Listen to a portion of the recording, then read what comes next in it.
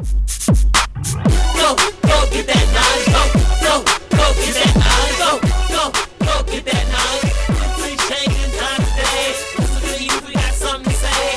With these changing times today, listen to the youth, we got something to say. With these changing times today, listen to the youth, we got something to say. Youth talk, we got something to say. Youth talk, we got something to say. Youth talk.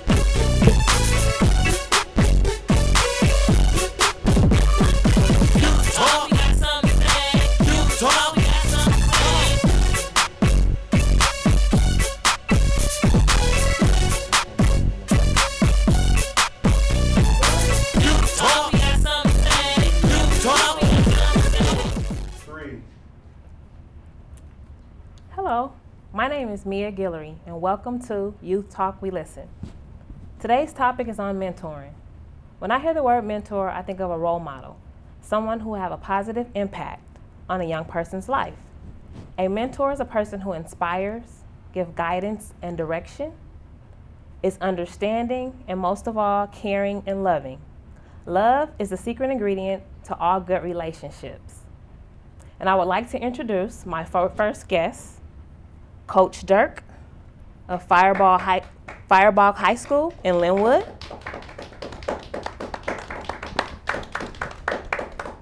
I would also like to introduce my next guest, who has been mentored by Coach Dirk, Terrence. And also we have Lawrence, who's currently under Coach Dirk's wing of mentoring. And here behind me, I have my PYTs, better known as Power Youth Talkers, and we will be chatting with them later on in the show. My first question is for Coach Dirk. How long have you been coaching? This will be my 32nd year of coaching. So I've been doing it a long time. Wow. Has mentoring become less or more challenging over the past 15 years? It's definitely become more challenging. And what would you say some of the reasons are for that?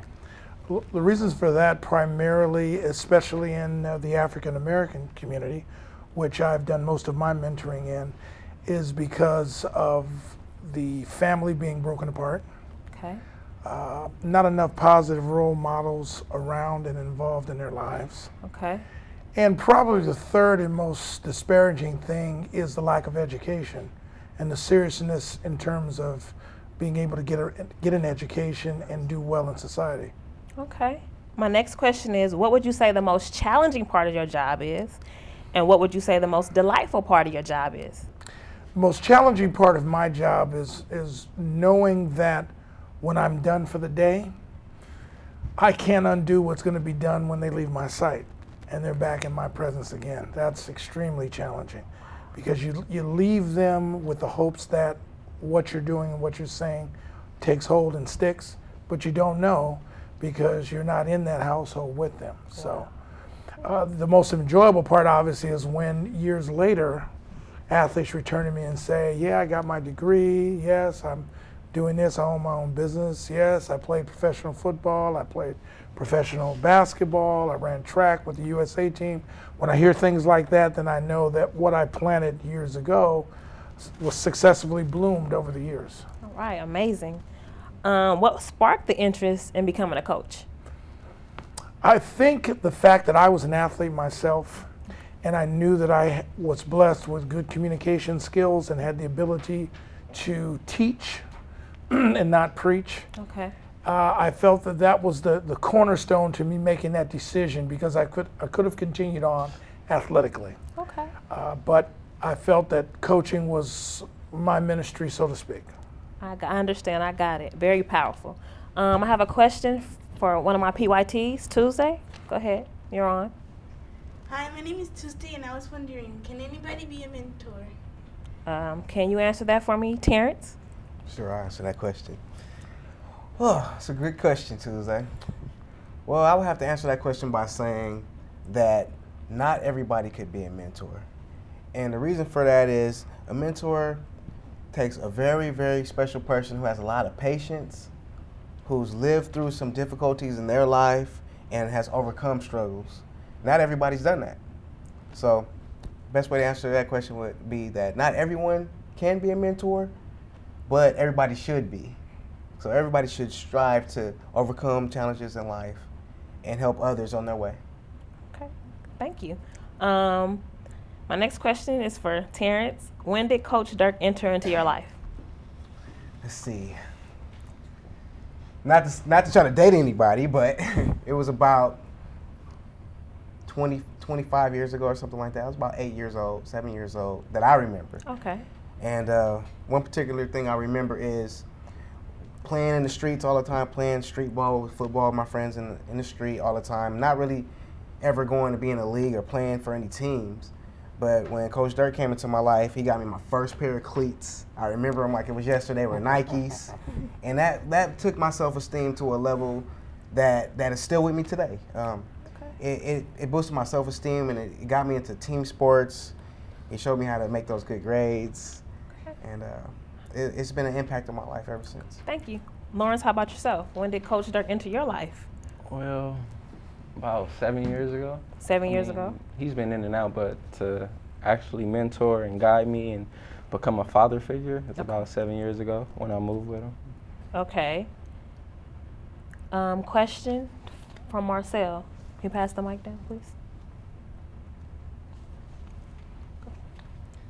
Hi, my name is Marcel. I have a question for Lawrence. How do you feel when you're around your mentor? Well, at first, like I said, he was always in and out of my life, and then when I came to move with him, I was kind of like a little nervous, a little rebellious, because I mean, it's just like, do the right thing, go hard, and I was like always a little knucklehead, and I always didn't want to listen to him, but in time, all of the stuff that he tried to teach me and everything, it's just only for the good. So now I feel confident when I'm around him because I know anything that he says is something good and it's the right way to go. So I feel real good when I'm around him. Wow, thank you. Question for Terrence. What is the most significant thing that Coach Dirk has taught you? Wow, so many things.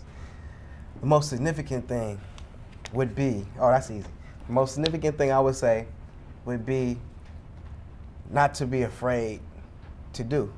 I was sick as a kid. I had kidney disease, and I had to start over a lot of times physically and emotionally. But what he taught me was to soldier through everything. Most of the time, he acted like I wasn't even sick. You know, he'd take me to practice. I could barely walk sometimes. And that really helped me understand as I got older in life that things are going to be hard. Things are going to be difficult. But that stuck with me to just soldier through them and keep trying and never give up. So that would be the most important thing he taught me, was never give up and just believe in myself. Okay, Lawrence, same question. Well, let me see. There's a lot of things. It's just embedded in my head. I had to learn. But just stay focused and to be something of myself. Never give up. Even though, don't become a statistic. Don't follow into ways that other people want me to be, and all the stuff that I came from. Don't do that, because it's going. If I even fall into that, it'll be hard to get out of it. So he was like, just don't fall into that. Stay focused. When you think you're about to give up, don't even think that way, because there's always a way to go, and there's always something better. There's always something to do, and it's just pray. That's what he always do, because there's a lot of different things that he want me to be, and one of the main ones is successful. So. Right. So he just taught me never to give up on myself. All right. So. Any questions from the audience right now? No? My question is for Coach Dirk. I had a mentor when I was growing up, and the mentor somehow left my life, basically. How do you keep in touch? How do you stay in contact with the kids that you mentor? That's an excellent question, and I've been fortunate enough to stay in touch with many, many, many of the children that I've mentored. And what I do is that I've always been in the area. I've always been in the neighborhood. I'm the type of person that usually establishes themselves for long periods of time at one place. And so, for example, in coaching, when I started out coaching, I started out at a high school in Gardena, Sarah High School, and I was there for years. And so over the years, consistently, those kids that I mentored knew when they came back through as alumnus, there I was, there I was, there I was, or there was a way to get in touch with me. So I always made myself available. I've always lived here in Southern California, and I've always made myself extremely available and accessible. When I get phone calls, when I see them in the mall, when I see them at games, I take time and talk to them, get an update, see how they're doing, give them my number, tell them to stay in touch. And so they appreciate that because I obviously had an impact on their lives because they're seeking me out again. And that's how I've been able to stay in touch. Some have moved away. There's this one kid that I mentored that owns a multi-million-dollar company back east. And when he left me, went to play pro football, I haven't spoken to him since his graduation day from high school. However, I know that he's doing well. I know how to get in touch with him. He knows how to get in touch with me. So I've created ways to be accessible. And that's always a good thing for a mentor. When you take on that mantle, you need to be able to follow up, or at least be in a position to follow up with those in the past. Okay. I would like to say something too. Just when a mentor comes into your life and it seems like they leave, never take it as they gave up on you. A mentor comes into your life to teach you like tools that you can use to live on your own, to be strong and never doubt yourself. So if they come in and if they leave, they're not going. They should always find some way to contact you, or if not that, try to contact them. Just like my uncle, if I left him and went off to school and was on my own, like 10 years from now, if I never talk to him in 10 years, I'll be able to tell him that I made something of myself. I come back to him, like, you want to go do something? We go do something fun. Like, I buy him a car, something good, real good. So you never should be rebellious, and never take it as if somebody's giving up on you, if they chose to come in your life as a mentor. So just never take it as that they left. Wow, that's amazing. Next question is for Coach Dirk. Okay. What have you learned from mentoring Lawrence and Terrence? Well, let's start with Terrence first. Terrence, I've mentored for a longer period of time. What I've learned from Terrence is that life is real, and what goes around comes around. When Terrence started out with me and he progressed to a certain level, overcame his illness, he embarked upon his own. And to embark upon his own, I had to trust that what I instilled in him would permeate his lifestyle. And it's true, and it came full circle, and now I think he is probably living the best life that he can live right now based upon all situations. So I've learned from Terrence that when you plant that seed and you always have a bottle of water ready to sprinkle it whenever you hear from him, that's going to keep it going. That's going to keep the fruit bearing. Now with Lawrence, a different scenario is that when Lawrence came to live with me, I had to battle a lot of generational things with Lawrence. Okay. And in overcoming the generational things, I had to let him know that you are an intelligent, young, black African-American student, male. You have the ability to do things that the rest of the world does, and you can't let what has happened in your past and your family, you can't allow that into your decision-making process. You have to make a difference now and decide to turn the tide and create a new generational situation of self-worth and progress and education. Okay, thank you. We break for I'm on break for a PSA right now.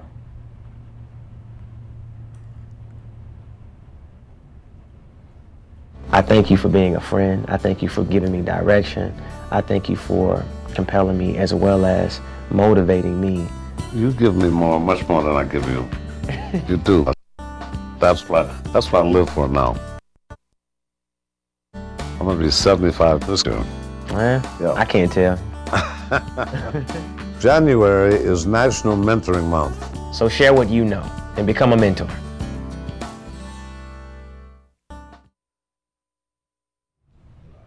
Mia Guillory's back with You Talk, We Listen, and we're talking about mentoring. I'd like to take a question from PYTs. Hello, my name is Keontae, and my question is for Coach Dirk. Yes. What advice would you give a young football player like myself? Football player? Yeah. The advice I would give a young football player like yourself is this. First of all, you need to be involved with a youth league. You need to be able to get comfortable with playing the sport from a team sport point of view. The most important thing at your age right now is to learn how to be a team player, be unselfish, and to develop a good work ethic.